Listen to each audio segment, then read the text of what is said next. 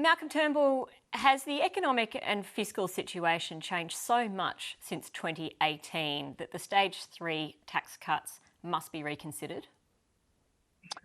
Well, I don't think you'd legislate them, certainly not in the way they were changed in 2019 today, but there really is a big issue of integrity here. The Liberal Party lost the election earlier this year in large part because people were disappointed with Scott Morrison on matters of trust. Integrity was on the ballot.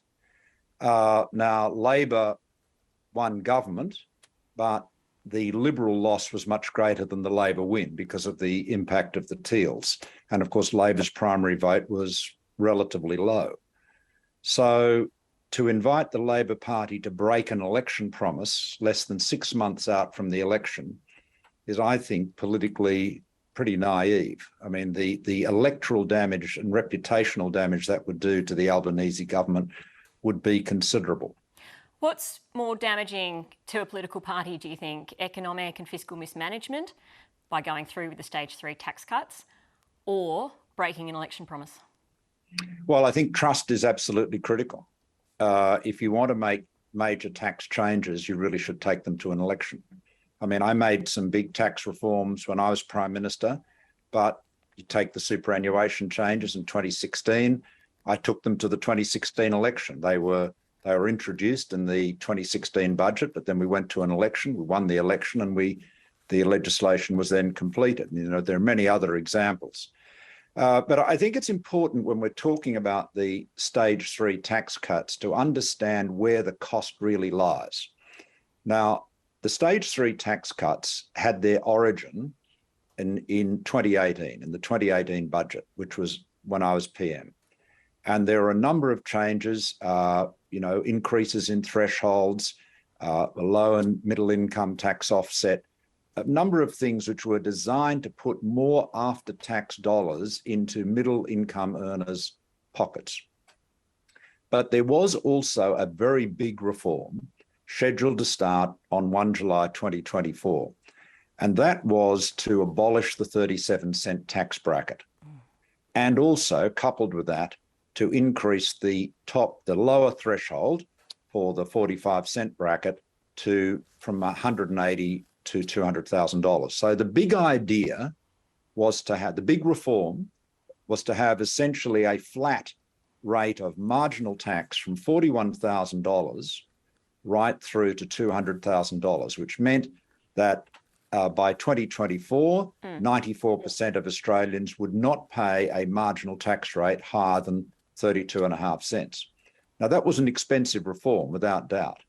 But what really made it expensive were the changes in 2019, the following year, which I think, with the benefit of hindsight, you would have to say, were regrettable. With hindsight's 2020 vision, of course. So what happened in 2019 was the lower threshold for what was a 32.5% tax bracket was increased from $41,000 to $45,000, and then, most consequentially, costing well over $90 billion over 6 years, was lowering that 32.5-cent rate to 30 cents.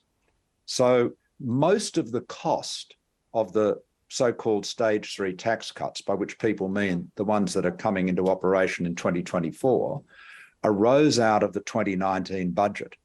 Whose idea was that? Well, that was obviously Scott Morrison and Josh Frydenberg's idea. They were the Prime Minister and Treasurer, respectively. And why is that so regrettable? Because isn't that, really the bulk of, it is the most expensive bit, but it's also the bulk of where middle-income Australia get the benefit of these tax cuts? It certainly is a big tax cut, but the reform, the value of the reform as legislated in 2018, was to remove a tax bracket, to remove the 37-cent bracket. So in other words, people would not go into a higher tax bracket until they got to $200,000. So that was the big idea, and that removed disincentives to earn more, work more, do overtime, and so forth. Now, however, lowering that 32.5 cent rate to 30 cents, yes, of course, it absolutely puts more money in after-tax dollars into the pockets of most Australians who are paying tax. Basically anyone earning more than $45,000. But the problem is it's very expensive. And it's the cost. I think that's the issue. I mean, a lot of the discussion about the stage 3 tax cuts is being undertaken by people that actually really don't understand what they are. And you hear people saying, oh, this is for the benefit of billionaires, or why should we be rewarding billionaires? I mean, that's nonsense. The benefit is enjoyed by people earning between $45,000 and $200,000. Now, I'm not suggesting $200,000 isn't a good income. What do we do about the fiscal? What do we do about the structural deficit then? How do you propose to fill that hole? I think that the government needs to look at other sources of revenue. It may be that it has to come back to changes to personal income tax, but I think it is very hard, having given an unequivocal promise at the election, to do that without taking it back to the people. What about concessions on super? It's been suggested that a cap on, super funds with more than $5 million or the tax concessions on super funds with more than $5 million could net $1.5 billion a year. Surely that sounds like a sensible, easy win for the government, doesn't it? Well, it would be a win for the Treasury, but it would not be. Let me give you an example. How do you defend people with more than $5 million in their super account? Well, let me just give you the benefit of my hard-earned experience. No, let me give you the benefit of some experience. So, in 2016, we made a number of changes to superannuation, which were designed to, increase access to it, particularly for people on lower and middle incomes, to increase access to it for women, in particular, with interrupted periods of earning and so forth. But there was one big change that we made. We reduced the amount of money that people could put into super at higher income levels.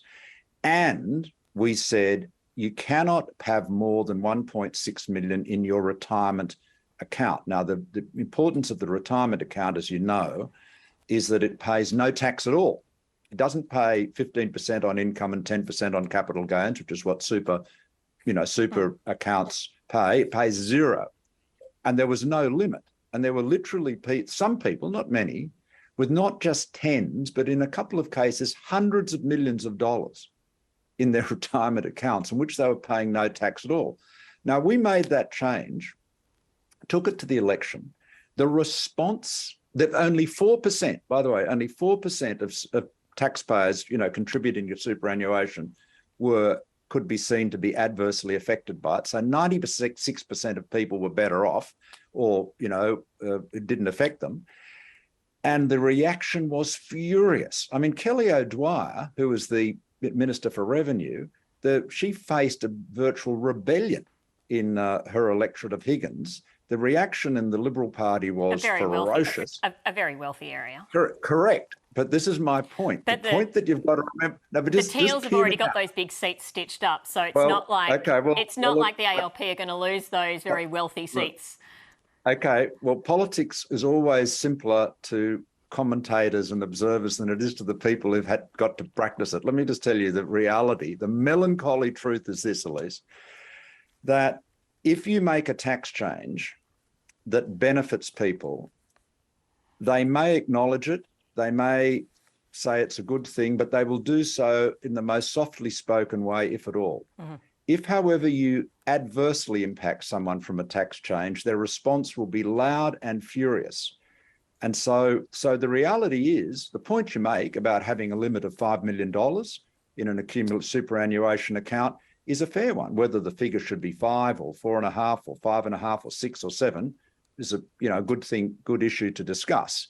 But that's a perfectly fair point. But I'm just making the additional practical point that the reaction to that would be ferocious. And the argument would be, again, that Labor should take that to an election, because they certainly didn't take it to the last one.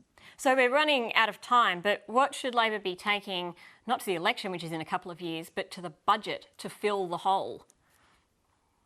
Well, I think they've got to, again, I'm not sure. I'd have to, there's a whole range of things you can do. They've got to look very carefully at what promises they made. I would really counsel them against breaking election promises, even if they wish they'd never made them. I mean, one of the reasons I made in 2016, one of the reasons I made very few promises was for precisely this reason.